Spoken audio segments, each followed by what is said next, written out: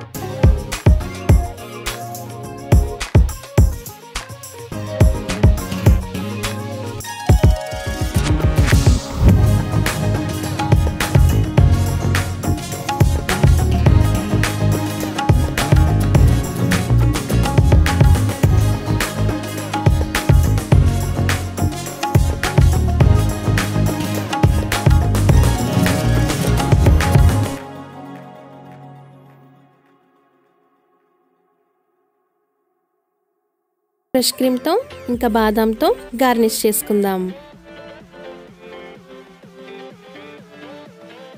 Tender coconut milk షేక్ని ఇలా కొబ్బరి బొండంలో కూడా సర్వ్ చేసుకోవచ్చు.